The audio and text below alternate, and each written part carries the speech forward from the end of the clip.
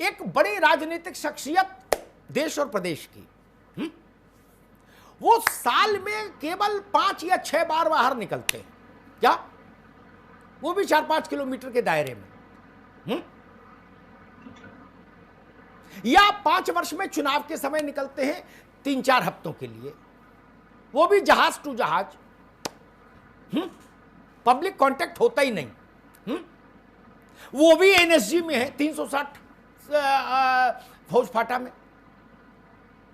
भाई जब आपको निकलने ही नहीं, आपकी तिथियां तय है साल में निकलने की 5-6, रूट तय है, जगह तय है कहां से कहां जाना, अरे तभी ले लो एक दिन पहले। बिल्कुल सही है, और खर्चा जोड़े तो पता लगता है 5 करोड़ रुपया महीना पड़ता है जाके, 10 करोड़ रुपया महीना पड़ता है जाके।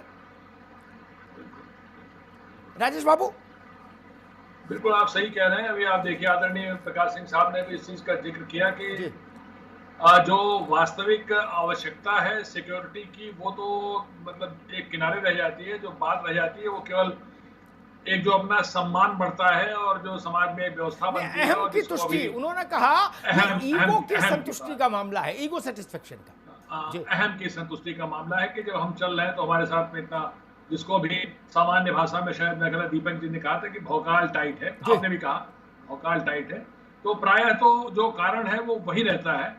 लेकिन ये जो वक्त एक ऐसा आया हुआ है, मतलब आपने जो इतनी सुंदर मुहिम शुरू की है, और मैं ये समझता हूँ कि इस मुहिम का लाभ ये होना चाहिए कि कम से कम 90% लोग जो घरों पर बैठे हैं और जिनके पास सुरक्षा व्यवस्थाएं हैं, जो राजनेता हैं, चाहे पक्ष के हो विपक्ष के हो, उन्हें अपनी तरफ से सामने आकर के ये कहना चाहिए कि नहीं नहीं ये बात मुझे याद नहीं आई, लेकिन अब याद आई है, मुझे इनको वापस करना चाहिए 90%। लेकिन मैं आपसे, मेरी अपनी धारणा ये है कि शायद हो सकता है कि ये 10% भी ना हो। अगर 10 लोग भी करेंगे इस चीज को, अगर आपके इस मुहिम के बाद, तो मैं आपको बधाई दूंगा। तो बात अगर वो नहीं भी होती है तो इसको शासन स्तर पर भी टेकअप करना चाहिए, जैसा आदरणीय प्रकाश सिंह साहब कह रहे थे कि ये चीज जो है। आप ये देखिए अमिताभ जी, आपको याद होगा इलेक्शंस होते हैं, इलेक्शन में मतलब थानों पर भी केवल 1 मुंशी और 2 होमगार्ड रह जाते हैं। सारा का सारा फोर्स जो है उसको हर तरफ से निकाल करके इलेक्शन ड्यूटी में लगाया जाता है। उस समय गार्डें नहीं रहती हैं, उस समय एसपी के यहाँ भी गार्ड में एक हेड कांस्टेबल या 2 सिपाही रहते हैं। तो वो सारी फोर्स जब लौट के चली आती है तो सुरक्षा तो तब भी अच्छी रहती है, उस समय तो कोई कहीं कोई घटना नहीं घटती।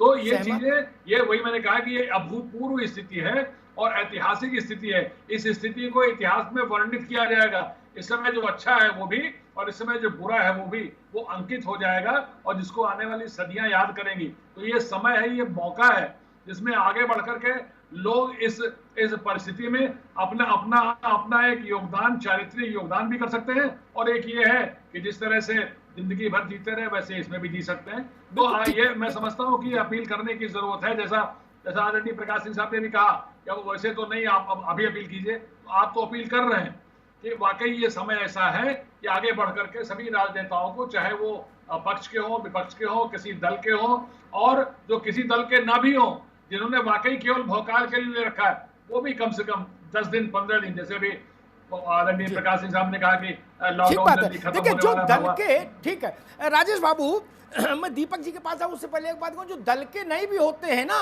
और किसी दबदबे वाले के समधी भी होते हैं, वो भी सिक्योरिटी ले लेते हैं। तो ऐसे जो समधी और साले और जीजा और साड़ू हैं, उनको भी मैं प्रणाम करते हुए निवेदन कर रहा हूं कि महाराज आप भी मोह त्यागो। केवल माननीय नहीं, उनके रिश्तेदारों को भी मिलती है सिक्योरिटी।